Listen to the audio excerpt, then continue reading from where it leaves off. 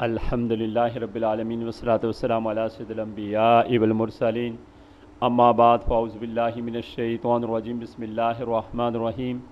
محترم بزرگوں، دوستوں، نوجوان ساتھیوں، محترم بہنوں، السلام علیکم ورحمۃ اللہ وبرکاتہ۔ آج کی ویڈیو میں زنا کے نقصانات اور زنا کو جو اللہ تعالیٰ نے حرام قرار دیا ہے اس کے اسرار کا بیان کیا جائے گا۔ زنا کے درج ذیل 3 دنیاوی نقصانات ہیں۔ نمبر 1 بے آبروئی بڑھ جانا، نمبر 2 غربت کا بڑھ جانا، نمبر 3 عمر میں کمی ہو جانا۔ جلد یا بدیر زانی رسوا ہو جاتا ہے۔ اسی طرح حدیث شریف میں آتا ہے کہ زناکار کی روزی تنگ ہو جاتی ہے، کمائی سے برکت ختم ہو جاتی ہے، اسی طرح اس کی عمر بھی گھٹ جاتی ہے۔ زنا کے درج ذیل 3 اخروی نقصانات ہیں۔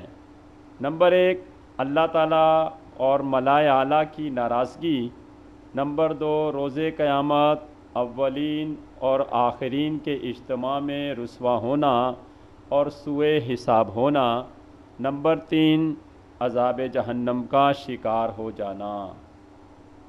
اسی طرح زنا سے ملتی جلتی چیزیں جیسے لواطت، جانوروں کے ساتھ مجامعت، جلد، ہم جنس پرستی، مرد مرد اور عورت عورت، یہ سب بھی ایک اعتبار سے زنا ہی میں شمار ہوتے ہیں، جو کہ نسل انسانی کے نطفہ کو ضائع کرنے والے اعمال ہیں۔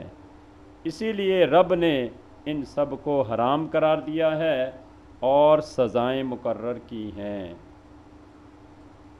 نسل انسانی کے تحفظ کے لیے زنا کو حرام قرار دینے کے اسرار۔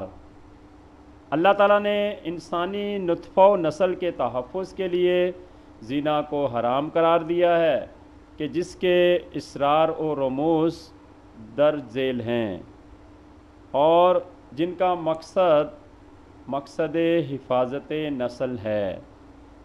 نمبر 1 نظام معاشرت کا تحفظ۔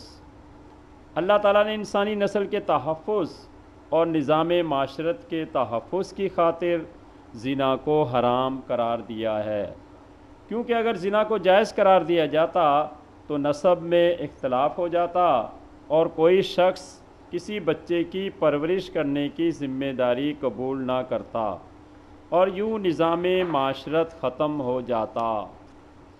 نمبر 2 عصمتوں کی حفاظت۔ حرمت زنا کی دوسری وجہ عصمتوں کی حفاظت ہے، کیونکہ عفت و عصمت کے ازالے کے بعد عورت اور اس کے قبیلے کے تمام افراد ذلیل و رسوا ہو جاتے ہیں اور اسی وجہ سے اکثر و بیشتر قتل کے واقعات بھی ہوتے ہیں۔ اکثر اخبارات میں آتا ہے کہ شوہر نے اپنے ہاتھوں اپنی بیوی کو، بھائی نے اپنی بہن کو اور باپ نے اپنی بیٹی کو قتل کر دیا۔ خاندان کی رسوائی کی وجہ سے اکثر یہ واقعات ہمارے معاشرے میں پیش آتے رہتے ہیں۔ نمبر 3 خاندانی نظام کا تحفظ۔ تیسری وجہ خاندان کے نظام کا تحفظ ہے، کیونکہ زنا میں مبتلا ہو جانے کے بعد عورت کو نہ تو شوہر کا خیال رہتا ہے اور نہ ہی بچوں کا۔ اسے شوہر اور بچوں سے نفرت ہو جاتی ہے، جس کے نتیجے میں خاندان کا نظام شکست و ریخت کا شکار ہو جاتا ہے۔ نمبر 4 بچوں کی حفاظت۔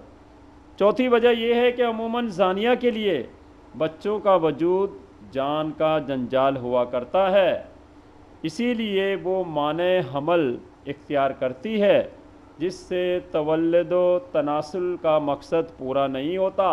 اس طرح معاشرہ رفتہ رفتہ اللہ تعالیٰ کی منشا سے دور چلا جاتا ہے۔ نمبر 5 امراض خبیثہ کا پیدا ہو جانا۔ زناکاری کی 5ویں وجہ امراض خبیثہ کا پیدا ہو جانا ہے، جیسے سوزاک، آتش اور جذام کا پھیلاؤ وغیرہ، کیونکہ زانی اور زانیہ یہ نہیں جانتے کہ وہ جس سے جنسی ملاپ کر رہے ہیں وہ اس لت کی وجہ سے کئی اور بھی بیماریوں میں مبتلا ہے۔ یہی وجہ ہے کہ کئی مغربی ممالک بطور فیشن زناکاری میں مبتلا ہوئے، جس کی وجہ سے آج ان کی کثیر آبادی مختلف بیماریوں کا شکار ہو گئی ہے۔ نمبر 6، فقر و فاقے کا بڑھنا۔